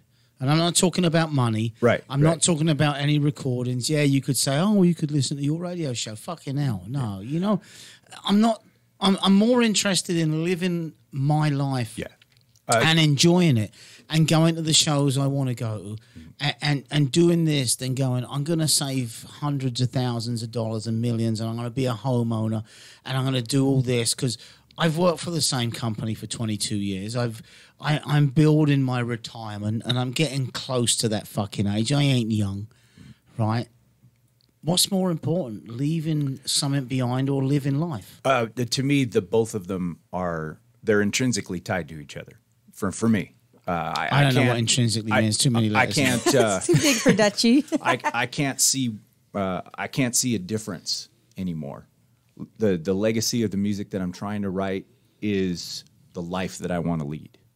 So it's just what you're doing. Yeah, it's just part of you, and that's what it is. This is what I haven't been doing for 35 years. This is the misery of the last 35 years not doing it. And trying to make sure that it's just challenging either my skill set on the instrument or just trying to sing and play bass before, which I've never done. It's difficult enough just to play fucking bass. Yeah, and just trying to and trying to ignore anything that comes up in my head of, oh, it's got to follow this chord progression or this is the harmonically correct way to do that. Fuck all that. No, it's just got to be. There's a certain theoretical approach that I'll take to writing songs, or I'll have like a certain lick or some shit in my mind about what's happening. But if it immediately strays into any sort of rule-bound behavior, then it's got to go. And that that's the great thing about Jason and Mike is that the fact that they haven't come from some sort of rigid punk background or some rigid rock background. That's what makes it great, is because these guys they bring their skill set, and I know it comes from some other place, and that's what makes the synergy, happen in this band, is because they aren't bringing any preset expectations. We don't have any preset expectations about where it's going to go, other than out into the public, and people can chew on it if they want. They can say, "Fuck off, your shit sounds like." It sounds horrible. I don't care what anybody's reaction is. Because you're doing what you like. Yeah. See, that's what I like about a lot of these older bands, these bands that have played for a long time and then stopped or they came back, is because you don't give a fuck anymore. You do what you like. Yeah. It doesn't matter. Yeah, It that's doesn't right. matter. Yeah. You know. Do any of the bands, Dave? You've been doing this a long time. Do any of the bands? Stupid question, I know, because obviously the answer is going to be, yeah, we give a fuck. Do any of the bands give a fuck to the point where it gets so fucking serious, right? That it's like now, and I say this because of your last answer, the fun's taken out of it, and now are you in a place where you go, well, fuck it, I don't want to do it anymore? No, definitely not. Because my intent in the beginning, I just it's definitely not. It's just I don't know, a wall. I mean, without music, I wouldn't be alive. I led a lifestyle that was not conducive to longevity. Whatever. I was part of a generation that didn't think we would live past 30. And so I lived that way. But no, I love the music. I just don't like the politics, and I do like the freedom of punk rock. Unfortunately, when you want to, how can I phrase this without offending anybody? If you want to get it out there for everybody to see, you might have to make concessions. I don't know. Before you get to the point where you have enough fans that you're ready to give them the fuck all record. Because believe me, I have a fuck all record ready and cocked and loaded. So I want to see that. Yeah. It's the problem is, and I'll tell you why. Is the problem is funding and everything costs money. Are you being polite right now? Because, and I can tell the stuff you really want to say, and I say this because you just said, because I don't want to offend anyone, where in reality you really don't give a fuck if you offend someone, but maybe you do, maybe you don't. I'm just going back to the way we were back in the day, and I know it's 30 years later now, so it changes things. Do you see what the shit that you're going through now being gone and that fucking bullshit being lifted, and then you get back to where you want to be? And you're not offending someone, so legal reasons or whatever, so you can get to where you want to be back to. I fucking hope so, man. I really do, because that's, I did not do this for money or anything like that. And how I feel today so it's conflicted, I guess. It's not the music that you're sick of. It's the business. I can't pinpoint an answer for you. I just don't, like I said, I don't have a family. I don't have a wife. I don't have kids. I have my friends. And when I say my friends in turmoil, it hurts my heart. And that's really all I can say. We are, our music is our music, And I just like for people to hear it. That's right. It's a pretty simple concept. I don't know. Well, why don't we hear some right now then, Dutchie? Well, especially when somebody else's agenda is trying to fuck with it. So, Yeah. Yeah. You're listening to CaoticRadio.com. Beautiful Disaster. Dutchie, the punk DJ, myself, Kat Monroe. We have Late to Relate in studio and Dave from Hymen Blasters in studio. And are we going to hear some Hymen Blasters right now? I think we should. Yeah.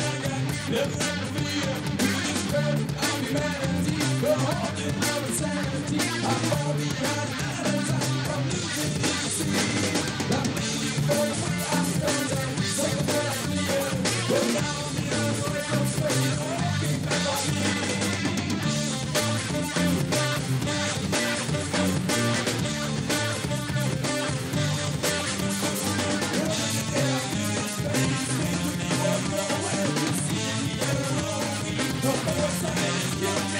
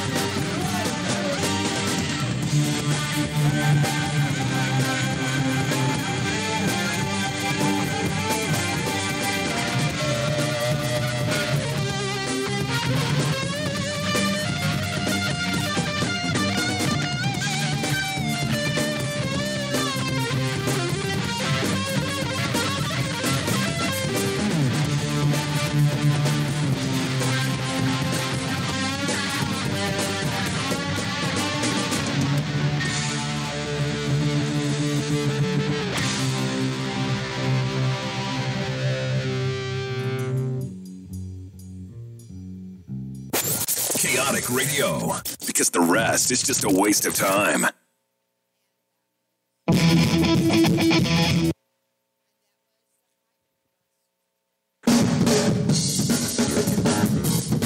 Hello, hello. Are we listening to chaoticradio.com? Beautiful Disaster. Dutchie the Punk DJ, myself, Kat Monroe. Andrew and Carlos back there in sound. That's three bands back there. That's Trash Bag Villains, World Class Act, and Set Blasters back there. Yeah. And then we also have Dave from Hymen Blasters in studio, whose song we just played, which is rad. You like that? Yeah, Yes, like all that. the guys in That here was too are like, awesome. rad. It's rad. It's That was groovy. I actually found myself listening as long as we haven't played that one in a You while. were enjoying it. I watched. I liked watching you enjoying it. That showed me that you're really passionate about your music. Now I have a question. The Hymen Blasters, the name. Yeah, I was waiting Do people for that. always tell you it's such great music, but your name? Yeah. Because I know a lot of bands like that right now. I'll tell you, our very first negotiation was with Warner Brothers Records. Are you serious? Yeah. Did they ask you to change your name? They did, of And you course. said nope. Absolutely. We said, well, no, I'm not going to lie. We did agree to change it. But what I did not agree to do was to stop pushing heroin into my veins. Yeah. So what I didn't realize at the time is that you have to show up to work. And if you're out looking for more stuff to, whatever you're not showing up to play, when they ask you to, I guess acting like a rock star, pre-rock star, just didn't seem to fly. And for some reason, they wouldn't return our calls after a couple of arrests. We actually had a good conversation last week with the Brutalist. I can't think of his name right now. Nigel. Nigel. I love Nigel. Yeah, with Nigel, and he was saying that labels don't want the pre-made rocks. They want to make the rock star. Exactly. They don't want you to. They don't want you that way already. Yeah. Nigel was in the Choir Boys. I don't know if you know the Choir Boys, the UK band Choir Boys, like a metal band. They almost made it big. And they made it huge with their first album out there, and then they started fucking up. And that's what he said. You know what? You can think you're a rock star and you can act like a rock star, but if you're supposed to be there at 5 and you're supposed to record at 5, the record companies really quickly go fuck you. Yeah, it's a job. Yeah. It's a fucking job. Yeah. At that point, when we were. It was a unique situation to have, that fifth member, the saxophone and the flute, and a unique combination back there at that time in that genre. So we prematurely believed that we were, already at that point where I could act like a fucking idiot, and they would still hire us. And I don't know, they changed their number or something, maybe. There's so many bands, though. There's so many. I work with a lot of bands, and there's so many bands that I see get to almost that point, and I couldn't figure it out until Nigel told us that day. Yeah. And you confirmed it. Yeah, that's what they don't. Yeah. They don't. No, and it, even today, it's even worse. That was the early '90s and very early '90s, and even today, it's much worse. It's much worse. Are they more strict?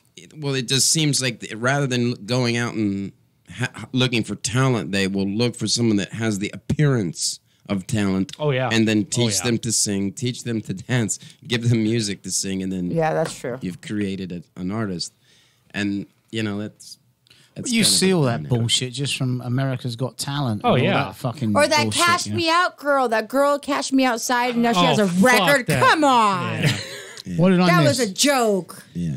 You guys know what I'm talking about, right? Oh yeah, Cash Mouse, how about that? Yeah, that chick. Now she has a record, and she's a musician. Where you the can- fuck did that come from? Yeah. I don't curse. So. Don't be jealous. I've seen. I'm not jealous of her. I have Cat seen. Monroe. I got nothing to be jealous of. Oh yeah. I've seen some of the most unexpected individuals jump off with bands all of a sudden. Isn't it crazy? Yeah. It's funny what he mentioned and what Dutchie mentioned about them looking for the appearance and marketing it. I a while back was working with a young lady guitar player, singer, songwriter that I was giving lessons to, and we were working on a record. The recordings got to Arnold Lanny, who produced Finger 11 and stuff like that. We had a meeting with him, and he very plainly told us, "Okay, look, this is the truth, guys. The industry is not interested in talent. They're interested in somebody with a marketable image who's willing to cooperate." Those were his exact words, and this was maybe 3 years ago. Yeah. There it is. It's always been that way. Just It's like about. Malcolm McLaren all over again. No, I mean, going back Yeah. to even before that, the 99% of what you see that's the way it is. The 1% is the shock horror, the bands that you don't expect to make it, the Rolling Stones, Guns N' Roses, Sex Pistols. That's the 1%. That's the band who's got good talent, who a label probably, and I'm just guessing, probably took a chance on. And then just the sheer fucking sales and the dollars that came in made it worth their while. That's what it's all about. It's their dollars in their pocket. It's all about the dollars in their pocket. And dollars and cents, because it seems like the whole, I'll just say it, the Mystic record, it seems like the whole thing has been over dollars and cents. And everybody keeps saying it's not about the money. It's not about the money. And then everybody's angry about the money. And so it's a paradox, Yeah, totally. That's got to be frustrating. It is frustrating. But at the same time, I honestly don't care. If you want to make money, I go back to one of my favorite businessmen of all times, and I look to him for advice, Gene Simmons. And what does Gene Simmons fucking say about where your money's going to come from? Merchandising. I'm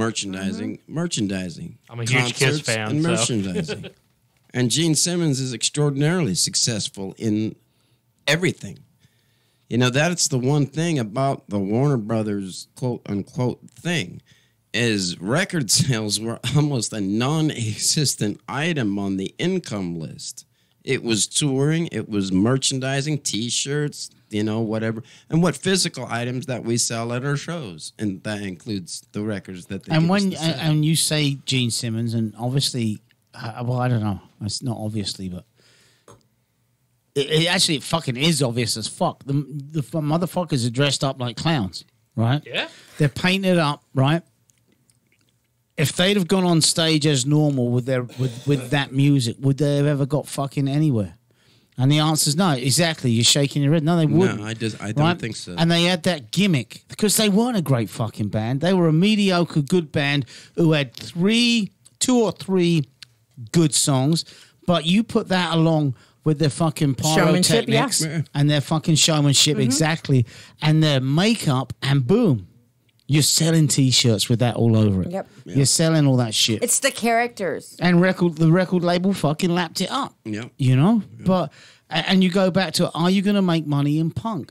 And the record labels don't want to deal. First of all, the music was different. I'm going back to 40 years now. Right? Yeah. But secondly, they very quickly got fucking sick and tired of the punk attitude. You know, they don't have time to deal with that. They have. They Who want does? to make money. They want to make money. Say, if it was your business, would you? The guy's not late. Then the guy doesn't show up. Nope. He's fucking. Done. When he does show up, he's wasted. Whether it's drink, drugs, or whatever. Any business, yeah. Yeah. Done. Yeah. That's why we're punk. Exactly. Get me more wine. See that in there lies the paradox, because you want your music heard, you want it out there, you can't be everywhere all the time. So what's it gonna be? You're gonna sacrifice a couple few albums with dealing with their bullshit, until the point that you earn back 100% of your creative freedom. Because I was listening to another radio station the other day, and they had some guest on there, Eddie Van Halen, and they asked him, so what's the biggest, after all these years, what is the thing that you love the most about being in the music industry at this stage, at this phase of your career? And he says that we have earned back our artistic freedom, and we don't have to listen to anyone. They have the money to produce the albums. They have the money to distribute thousands of copies around the world, and they can produce the shit them damn selves. And they don't need... Is that Yeah, that's you. It's But I Judy tell you what, Jetson. I was gonna say, is that the Jetson It's the thing over here? Jetsons. So one of the people that we had in the studio that was Greg Hetson, and he said when they signed their first major with Bad Religion, when they signed their first major deal, they told him, this is what you're going to do, and this is how you're going to do it, and the song's great, but we're going to do it this way. And he went, I'm not doing that. That's my fucking song. I wrote that song, and I don't want to do it. And it was one of their biggest hits, and the band did do it.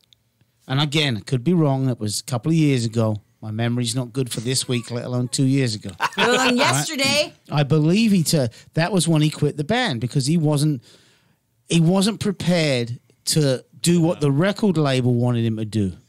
The rest of the band were, and they went on, he said, and then they went on to just like major stardom without me. I don't fucking regret a thing I fucking did. That's right. You know? They're taking my fucking song and telling me how to do it. Fuck them. You know? That right there is the key. If the record label, if Mystic had told me that we don't like this song, I'd have given, okay, give it back, motherfucker. And here is another one. Do you like that one? Okay. And then at the end of the show, I would create another album of all those fucking songs they said fuck you to, and I'd publish it. Yes. Because the first 4 albums gave me the notoriety to be able to publish that last album on my own. But can you do that being signed to them? Or is there a contract that says you can't do that? Our contract is finite. So, no, I could do when it expires, I could renew it or go on to do your own another. thing. It's also non-exclusive, which means that if there is another project out there I wanted to be involved in, I certainly can. Once I've sold a song or licensed a song to that label for them to sell, I certainly can't go out and sell it to the other guy. But I'm a musician. I write songs. I'll write another one. Yeah. And I'll remember that song you didn't like because in 4 years I'm gonna put this record out and everybody else is gonna like it and fuck It's you. gonna be the best song ever. Yeah, You know, exactly. and that's my point of view because I love everybody. I mean the bands that the turmoil that we have at home, man. Each and every one of these bands is talented and good and very entertaining, and the politics behind it is sometimes heartbreaking, sometimes rewarding. In our case, everything is going flawless. It's not us.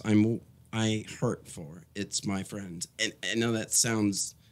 Like it makes sense. It sounds like a bullshit statement that some asshole would come on the air and say, but it's not. It's not. It's not. What advice do you have for other bands that are labels are looking at, that labels want to get, like Mystic and other labels? What advice what do you think they should look at that you didn't look at? What do you think other bands should look out for? Because a lot of bands listen to the show. So what advice do you give them? Well, I can tell you're going to have to make that decision of what to do with the, like she says, the fuck all songs. Because we have them too, or the fucking Hymen Blasters, for Christ's sakes. Yep. You know what I mean? And it's, there was a time when all the members had these, these. A tattoo. And so... It's you. It's in you. That's what you are. You're not going to change it for anybody. Yeah. It's not going to change. But like you also commented earlier, the name is a whole nother interesting. It's a whole other anecdote in itself. Yeah, I was curious about that as well. It's the music doesn't really match the name. I think you already kind of mentioned that, and I suppose it's been a barrier all these years. But our big fuck you is not changing the name. Yeah. As it should be, as for punk rock and the kind of genre it should, and that's what made you guys is the Hymen Blasters. So why the hell would you change it for anybody? I tell you why you would change it, right? And it happens whether it's a name change or whether it's Greg Hetson doing what his record label tells him. You would change it if you decide that you're going to go for the money rather than what you stand for. Hence, everyone's saying so-and-so sold out, right? So that would be selling out, to change the name. Yes, that's selling out. That's taking their money because they're telling you to do it because they're going to pay you money. I sold out. I gave up on what I believe in, right? And then can you live with that as an individual? That's the way I look at it. Yeah, is it worth it? And it's not worth it, right? But you know what? For some bands. For a question, you never know until I don't know unless I was in that position. I don't know if he'd have changed the name of that band and today he sits there like Green Day playing to 70,000 people in stadiums and he goes back to what he was before. Then maybe what he did 30 years ago was he sold out then, but then he got it back. You can't tell. You never know. The people who don't sell out are the true people who believe in their own self and don't give a fuck. And they don't give a fuck if they made those millions or not. You know? I agree. And that's the paradox because it seems to me, like I said, we've come under, a huge amount of fire, and when we were kids, I don't think I want to tell that story. Oh, you let the cat out of the bag and then you strangled the fucker. That's the first time anyone's done that to me. Yeah. And that, that right there is the trigger for you're going to tell that story. It's that quick because I can't remember which one I was going with. So. There we go. That's me. Yeah. There's the real answer. There's the real answer. Sounds like me. Jesus, fuck all, man. They don't want you to tell the story. You're listening to CaoticRadio.com. Beautiful Disaster. Dutchie, the legendary punk DJ. Myself, Cat Monroe. We have Carlos from Trash Bag Villains, a world-class act, back there helping us with sound, as well as Andrew from Set Blasters. We have Dave Levine of Hymen Blasters and Late to Relate in studio. It's a great show. I'm enjoying it. You know what I like about this show is they're giving good advice. Yeah, everything. But they're giving good advice. We have a lot of bands that listen. I work with a lot of bands. A lot of them listen. Mm-hmm. You guys are giving them great advice. Things to think about, things they probably don't think about, especially with labels and stuff until they get approached. I don't give any advice. Don't listen to me. You give advice, but nobody should listen to it. I don't give advice, do I? If I do, then you're right. Don't listen to that shit. Drinking it's and different. Fucking drinking and driving. Go. I cut myself off. I cut myself off. Don't take me seriously. I don't drink and drive. No, in the you don't. mornings. You take an Uber and then you In the lose mornings. No, you know what? When my band plays shows, when I go to shows, you Uber. I get a hotel next to where the show is, and I Uber. I don't you lose drive. your phone, you lose the CDs and records you bought and everything else. But I am responsible Yes. that even though I didn't know where I was, I know where I wake You up. get home okay. You mean without you don't driving. leave bass cabinets and microphones behind? Oh, you know what? Microphones and mic stands every fucking And show. CDs, cell phones. And then Wallets. I leave my cell phone. When I'm drunk, I get in an Uber, right? When I'm drunk and I'm by myself, I get in an Uber. I say that because my girl looks after me now. So, have you got everything? Have you got everything? But I would get She in, knows better. I get in an Uber and I fucking put the phone between fucking on the seat between my legs. You've lost the Right. Uber. You've lost it for an Uber. We've been together 3 times Yes. in a month. Oh, Jesus, man. Right, and here's the thing: I was in fucking Oceanside when I lost it, and the driver was from San Diego. Oh. So I had to drive down to San Diego. I went to man. So listen, where the fuck are all the local drivers? I went to see The Damned at the Glass House and left it in his cab, and that motherfucker was in Redondo Beach. Yeah, no, there was a time we went to a show in Santa Ana and he bought a record like 10 minutes later. He bought like 3 records. 10 minutes, they're all gone. He can't find them. Three CDs. And then the next day I go, I thought I bought all them CDs. She said, you did. I'm like, oh, I don't have them. It's probably because when I was dancing and doing the pole dancing, I flipped upside down. He was pole dancing. I with like twerked. a, yeah, I twerked he and did. they were gone. Did you I have have a Did you photos. have I a good have time, photos. Dutchie? Did you have a good time? They tell me. We had, That's all that Put it matters. this way. I had a good time watching him. We had a blast. Oh, we got a phone call. The pictures show I had a good time. Yeah, he's smiling. Hey, and it's the biggest. It was the biggest pole I ever fucking. It was set. like a 12-inch radius. Kaoticradio.com. Hello, you're on the air. Kaoticradio.com. Who is this? Hi, this is Kelly Swift. Hey, Kelly. Calling for David. Hey, Kelly. Hi. It's nice to hear your voice. How are you? I'm fine. You're supposed to be here bowling. Busted. I forgot. And I wondered why he came in the studio with a fucking bowling ball. Oh, that's not a bowling ball. It's. Are you smuggling pins, David? Oh, is that a pin in your pocket? I just met it. I just might be, but don't tell anybody. Oh, Lord. Don't tell anyone. We're not supposed to talk about that. That's right. Are you guys? So we're live on the air. Yes, you're live. We're People can live. hear us. Yeah, with Have every you word been you say. practicing that song I asked you to sing? What's that? Have you been practicing that song I asked you to sing? Yes. No. Will you sing it now? Will I sing it now? I don't remember what the words. I can see you blushing. He's totally red. He matches. He's sitting on a red couch and he matches it. Yeah. Oh, yeah. I can totally see he's blushing. What song And is he's it? got dimples showing. He does have dimples. Yeah, they're cute. Oh my goodness. Maybe you two could do a duet. This this is my David sang King of the Road for us last week. All right. Oh, I love that song. Tuesdays is a Nordcore bowling league practice, and although my balls always seem to end up in that black gutter. I'm glad you said I fucking am gutter. not saying nothing. You know, I did just set myself up. How could you let that I'm go? Oh, no, dude, I was just about to step in when you said my balls end up in that black, and I'm like, whoa. I've had too much wine, so I just So gotta be many quiet. places we could go with that. Yeah. Too Did easy. you say they descended? Descended. They descended into the black gutter? This just turned into a Larry Flint production.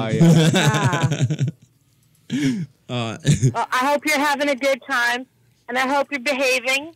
Yes, I am. Thank you. We're Kelly. gonna, Bios Beers is absent. They're gonna have to go blind Well, because you're not here. I'm sorry. I'm 90 minutes away, but it took me 4 hours to get here. Another long story. Anyways, I'll tell you about that next Tuesday when everybody beats. I'll tell me you what, up. if you want. Did she say it was King of the Road you were supposed to sing? King of the Road, yes. Will you sing it for me? I guess that's Kelly, are you hearing this? I think she hung up. But you can sing it anyway. No, she's still there. Is she? Good. It was karaoke and I had the words. Well, we can pull up the words on Google, man. Come on, dude. You got to do it, man. She called you on it. Got no cigarettes. I would need to Push see and that. broom and I That you'll sing it. Sing that. bedroom. And this is a Scottish version. I love that as a by no means King of the Road. There we go. See, you sang it. King of the Road. King of the Road. She didn't say what part to sing. Nope. She No, said that's King right. of the Road. Kelly, that's for you. There you go. Where do you know Kelly from? She's a good friend from Oxnard. You know, she's part of the Nardcore family out there, and Cool. And they took me in as a scraggler, yes. What the? That's what fuck happens is- in the punk rock scene, though. There's a lot of You know, stragglers that get taken in. like I think I've said twice already. I don't have an organic family, and that's why my heart hurts to see everyone unhappy. Is that group of people took me, and I remember the night that it really became apparent to me what it is, because people take that phrase out of context and it's used to publicize things and whatever. But in Oxnard, where we all are, it's more of a family of a smaller group of people. And like I said, I was young, looking up at Dr. No in ill repute, you know, and the juxtaposition didn't happen till later. One night, a couple years back, I don't normally drink, and I was shit-faced. I was trying to keep up with people that drank, and I was completely incapacitated walking towards my car with the fucking keys in my hand. And Kelly and my other friend Davey and several other of the Nardcore crew, they gaffled me up, took my keys, took me to Denny's, took me home, everything. And knowing my luck, I would have been in jail with another felony conviction to add to the list. And I guess you really had to be there to experience the love that seemed to take place in that. You know, I'll never forget that night. I will never forget that night when they just took me around, and I was so out of my depth with the alcohol that was pathetic. But thankfully, That's a good family.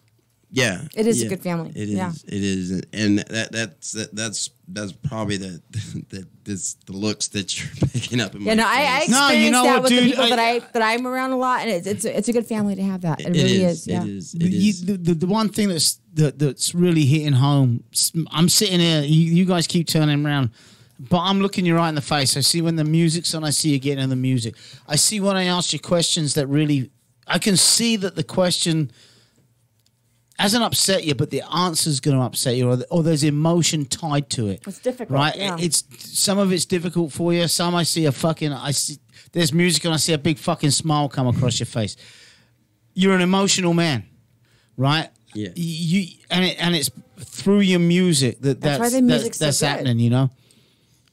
When you tell stories about that, the family, I was lucky as a kid to have a great family, but then my family, we moved away, and two of my best friends, their fucking parents took me in like I was their own kid at 16 years old. Not that I needed somewhere to live, but just they were like, fuck, that they would scold the fuck out of me for things I did wrong, and you need to go and take a fucking shower, you dirty bastard, and whatever it be. They were. I had 3 sets of fucking parents. I was a lucky motherfucker as a 16, 15, 16, 17-year-old, you know. And it's funny because those two families, both of my best friends, both of their mum and dads are still alive today in their mid-80s, you know, and they're all on fucking Facebook as well, you know. Yeah. So they're keeping tabs. So on now it. they're telling you, tabs Dutchie, on me. behave. You know? I'm seeing Facebook. I just don't like. I think I'm gonna take it off my phone. After There's a this lot of interview. people that I know that are doing that right now because it's just too much. There's too many people knowing too much stuff. Yeah. Stuff. Yeah. You listen to Kaotic.com, Beautiful Disaster. Let's hear more Hymen Blasters, Dutchie. I like this band a lot. That's not me. Where's that coming from? Is that coming from you or the guys in the back? I hear music. There's music everywhere. I hear it. I've got fucking loads. You of got this Hymen shit, Blasters. Let's hear some. Kaotic.com. Meow. You always do that to me, don't you? You don't even wait for the song to start. I thought you were ready. There we go. I'm never ready. Now I can say chaoticradio.com.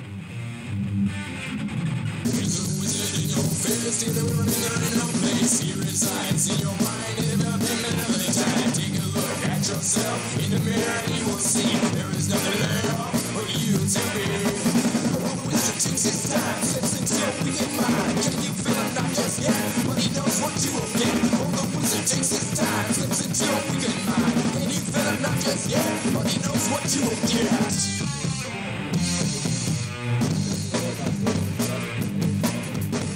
He is a wizard and he knows where you are. Knows where you're going when you're inside your car. Step before him, evil will fall. He's the wizard takes his stuff, lives until we get mine. And you better not just get, but he knows what you will get. Oh, the wizard takes his stuff, lives until we get mine. And you better not just get, but he knows what you will get.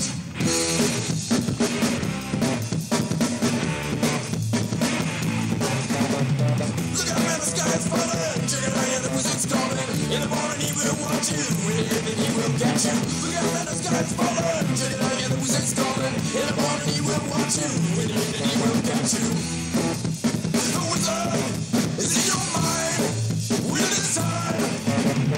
Look out, man, the sky's falling. Check it out, yeah, the wizard's calling. In the morning he will watch you, in the evening he will catch you. Look out, man, the sky's falling. Check it out, yeah, the wizard's calling. Yeah, we'll plug it. We'll plug it. Plug it. Yeah.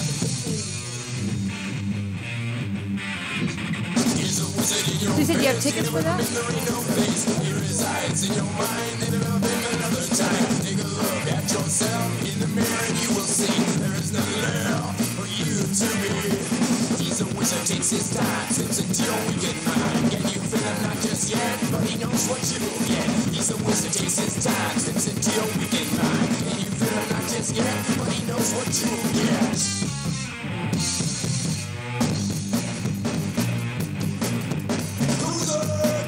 In your mind, the wizard is in his time. The wizard. Oh, the wizard takes his time, slips until we get mine. Can you feel him? Not just yet, but he knows what you will get. Oh, the wizard takes his time, slips until we get mine. Can you feel him? Not just yet, but he knows what you will get.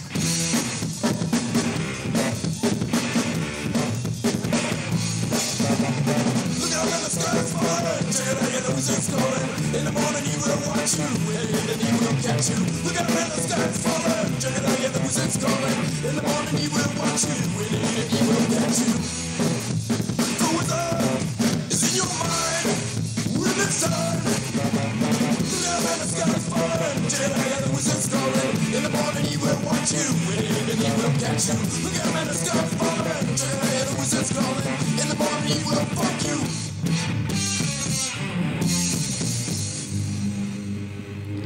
Chaotic.radio.com, and that was The Wizard by the Wizard, Hymen Blasters. And if you give us a call right now at 909-360-8330, what do they win, Dave? Oh, a pair of tickets to the April 14th Punk Rock Swap Meet in Canoga Park. We've got I got a CD, T-shirt, a couple stickers, a whole package of good stuff. Yep. That's awesome. Send So give us a Hymen call. Blasters grab bag. First person to call wins that package. Yeah. What's the number? 909-360-8330. Oh. I know it by heart.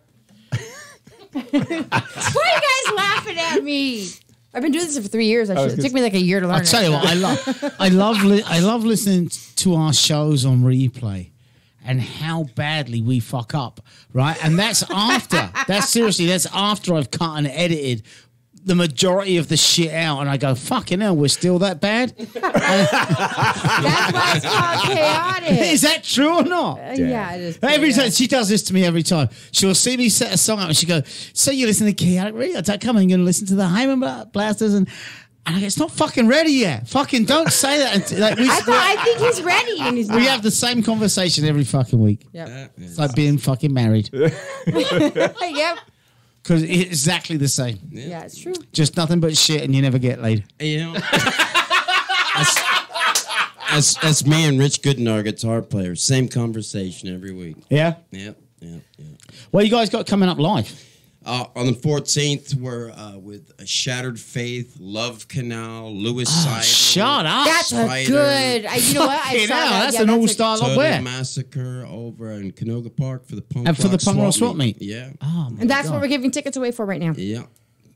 Oh, hang on. Let me go in the other room. I'm going to call. I'm calling. Hold on a second. What date? It's April 14th. Fucking hell, what a lineup that is. Yeah. We're really fortunate this year. Got a good lineup. Yeah. Bands. That's amazing. Yeah.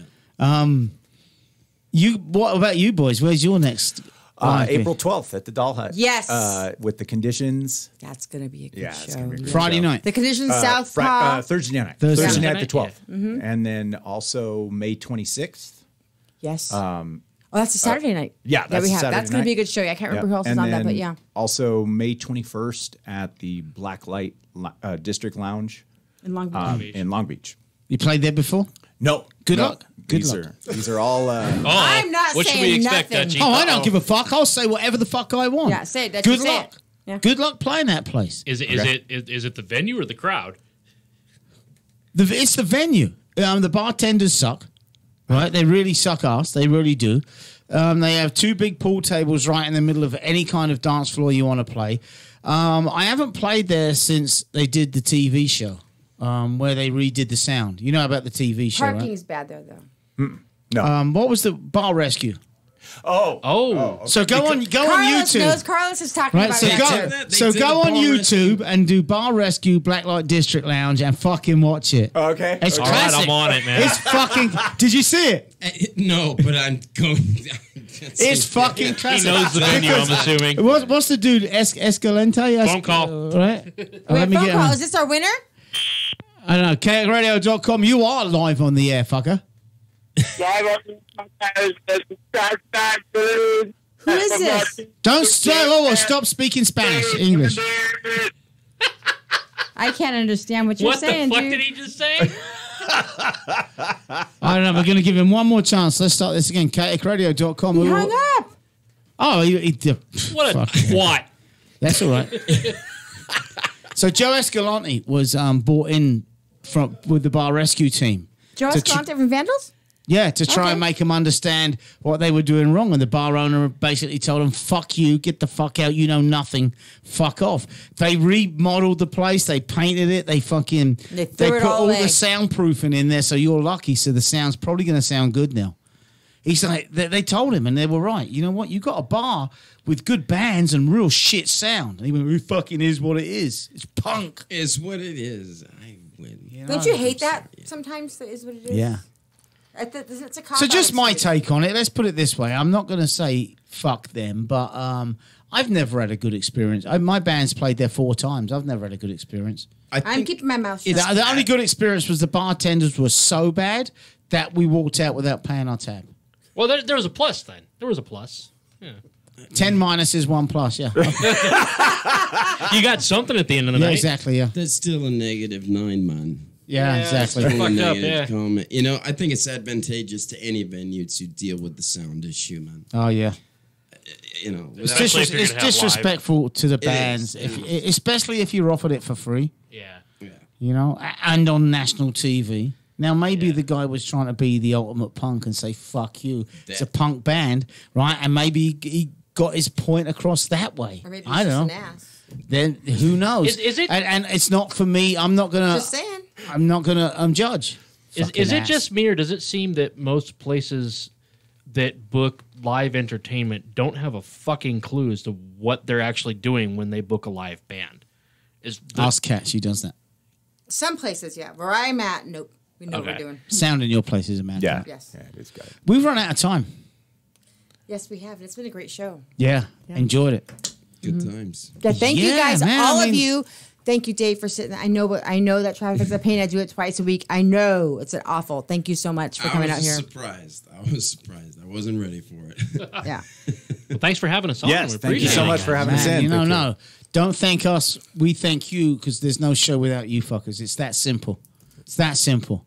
Could be the Damned or the Anti-Nowhere GBH. League, GBH, the Angelic Addicts. Upstarts, and they're coming in soon.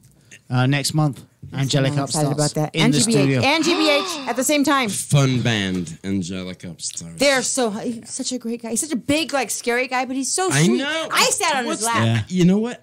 They I did. They did a show in Ventura that was like a block from my house that somebody forgot to promote or something.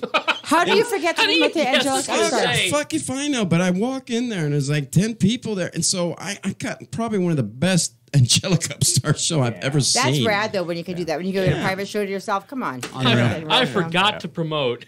I don't know. I don't know. I was just an audience member. It's just your speculation. Yep. Oh my God, but it's that quick. It was that fucking quick. Yes. Again, Well, we're going to have all you guys back. both Anytime. bands. Absolutely, anytime. Thank you for coming in. We'll see you next week. Chaotic Radio.